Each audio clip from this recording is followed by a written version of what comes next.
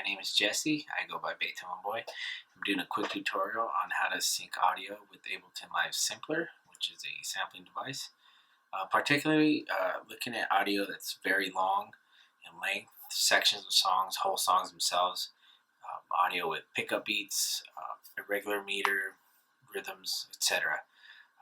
Not your normal kind of stuff that you sample. The question that might come up is like, well, why would you want to do that? Which is a good question. And looking at the term sample itself is a good answer. When sampling first came around in the 60s, I think it was limited because of technical limitations to really small actual samples of a bigger piece of audio. Maybe grabbing just a kick sound, which is fairly short, or a snare hit, maybe one piano note. Fast forward to today, 40, 50 years later, technology is just incredibly efficient and powerful compared to then. We can sample all day long. We can use sections of songs, whole songs. Samples aren't limited to sampling anymore. They're practically recordings. And it's very often in projects that I see that approach happening, where people are sampling huge pieces of audio or music. So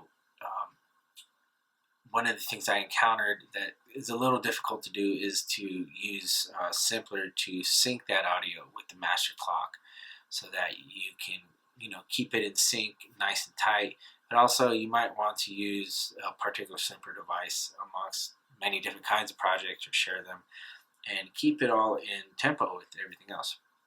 So I want to show you a little something I'm working on. I'm sampling some video game music.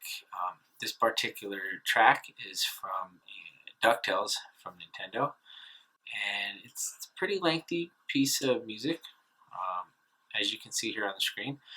So let's listen to it real quick and see what we're working with.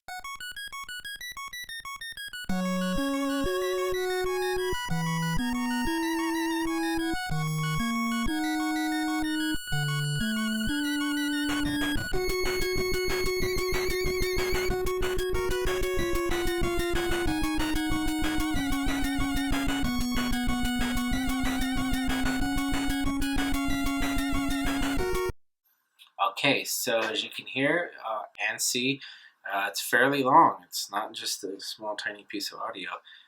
There's this small little soft kind of section, then kind of bigger part, sounds slow, and then it gets really rocking.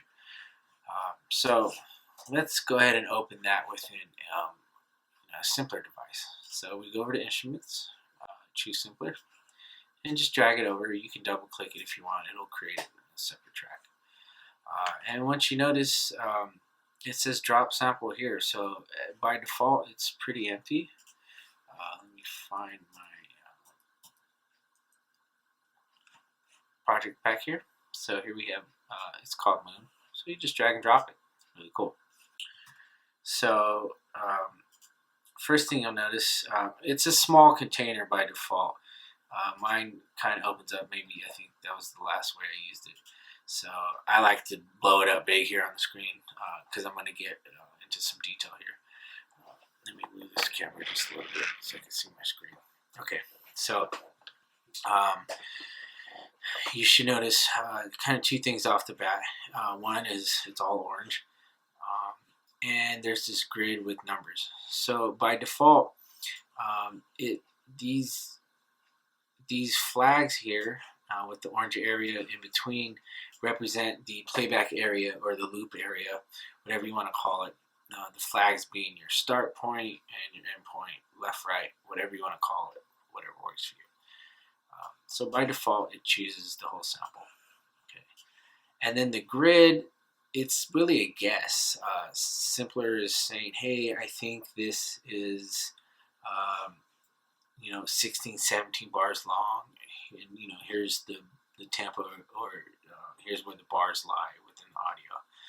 And you can kind of tell, if you're a little seasoned working with WAV files, that the transients aren't really lining up with the beat.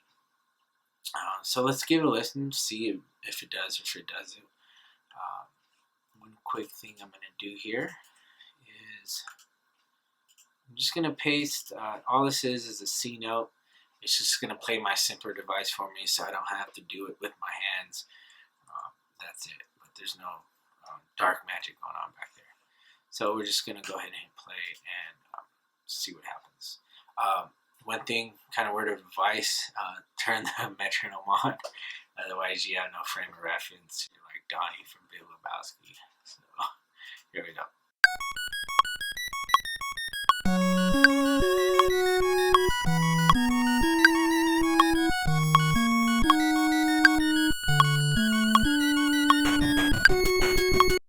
So you can see it, you can hear it. It's just not in. It's not synced with the master clock. So I'm going to turn this off for now. What we're going to do, I should actually explain this. We're going to find a piece of or section of this song that we know is 1 bar, 2 bar, 4 bars, 8 bars, etc. And then we're going to warp it from there. And what Simpler is going to do is say, hey, this length of music is 2 bars, so we're going to extrapolate that kind of ruler across the whole waveform. So let's start with the beginning here. I'm going to drag my endpoint. Cool thing with Simpler is you can just drag up and down to zoom in and out, and you can drag left and right, obviously. But I use this to great advantage here.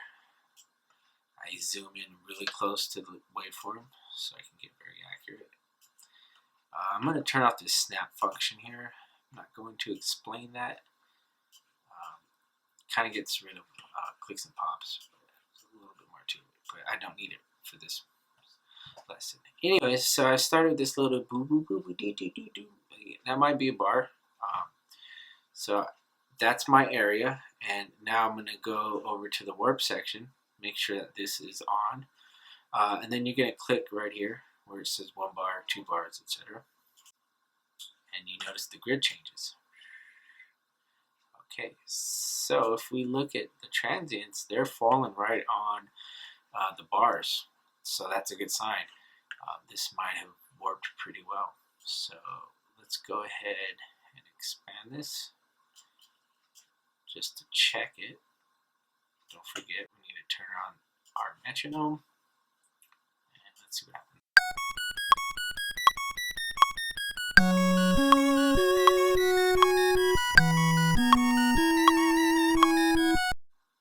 It's okay. I'm guessing this little thing here might not be a bar. Might be 3 beats, 3.5, who knows. So let's kind of move our starting point. In fact, let's move this a little bit over too. Because this looks like it's tempo synced. There's a little bit of spill over there. Let's see what happens.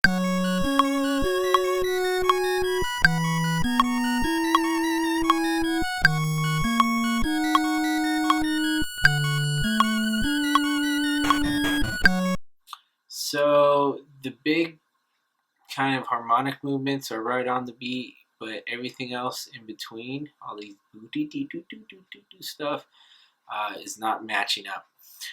So I remember there was, it gets rocking later on, so let's go over there. That seems like a pretty well-defined 4/4 spot. Let's see if we can find that. Turn off my metronome.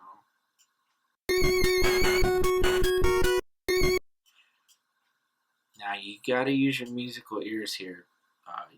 You kind of look at the wave a little bit. It might give you some information about where the downbeat is. That's what we're looking for. But you gotta really use your ears. So I think right here is my downbeat. So I'm gonna zoom in, catch that.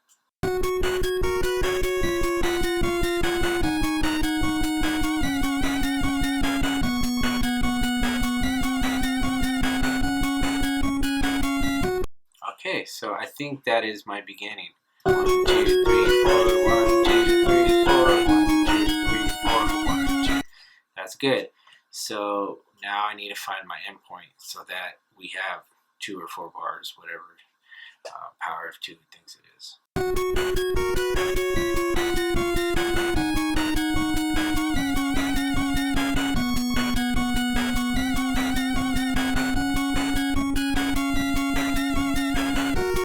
Okay, I think it is right here.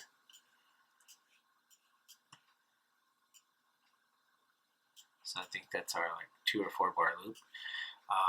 Now we haven't warped yet. I just want to make sure that is, you know, relative to itself. Let's check it out.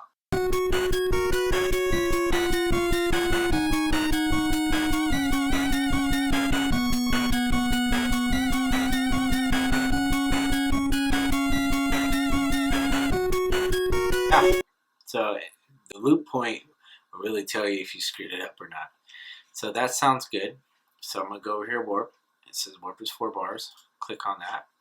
Now you notice it says, okay, there's our downbeat 1, beat 2 of bar 1, 3, 4, etc. Here's bar 2, 3, 4. And if we zoom out, we see that it extrapolated, over here they're negative bars, it extrapolated that beat grid across the whole section of audio. So let's listen to it now with the metronome on to see if we're synced in.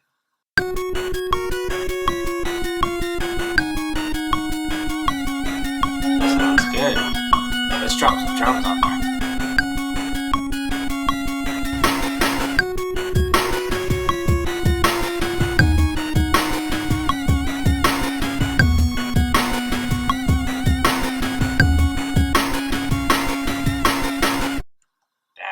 Is tempo sync. So now it sounds like the whole waveform is synced up. So you know, we can go ahead and check these. Maybe we don't want to start right here. Let's start at another section. This looks like it's different. I could tell from the waveform. So let's just grab a real quick bite right here, and it should be synced up now. One thing you have to remember is once you've set the grid, don't hit the warp function again over here, because it's going to redefine everything. So once it's set, it's set. You just have to change your left and right flags here.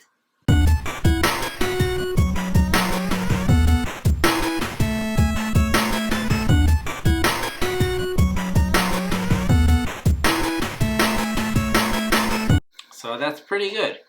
Now, this I think is pretty tight with the master clock.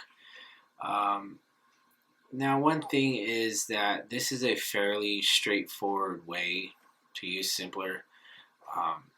You might be asking, well, why don't I just use the audio as its own track and go through all this? And that's a good question too. And you could do that. But the point of syncing large audio like this is that now we can grab some chunks of it and turn it into its own instrument. But since it is a piece of music, it's going to have its own rhythms inside. And if you don't sync it, it'll sound sloppy. You might get lucky there, you know, here and there. But those little inherent rhythms won't match the master track. So let me show you an example. I want to go back to beat 1 here.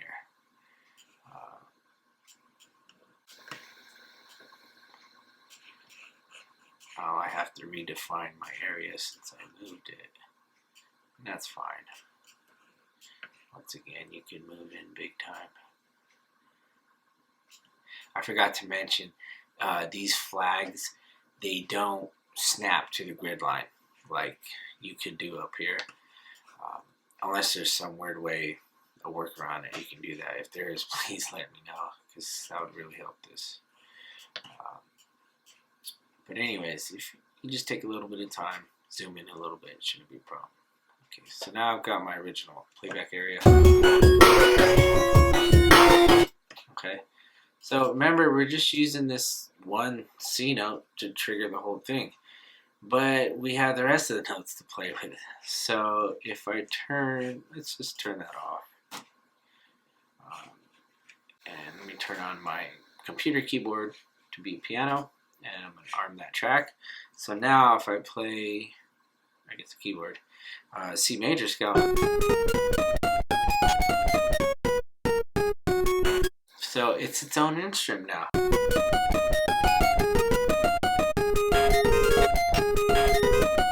Now it's got those little rhythms, so that's the point of the whole exercise, is to turn that, use that whole song basically to just grab little bites that will stay in sync with the rest of the track. Let's play it with some drums.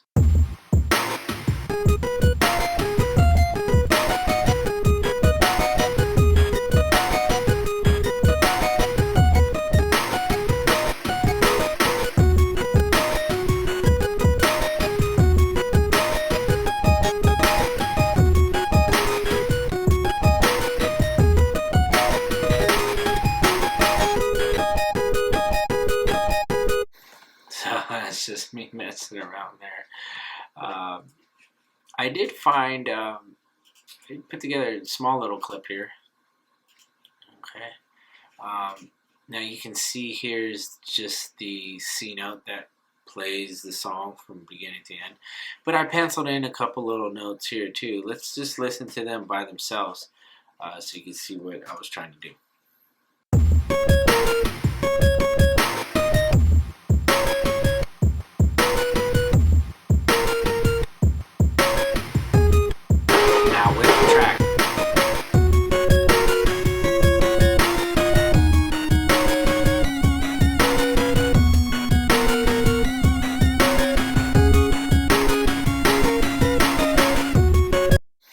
So I've kept, on the shorter notes you can't really hear much of the song that it was sampled from, but the longer notes you could hear those little digga digga digga, those little rhythms. They could be delays, who knows, but it keeps it in time with your track.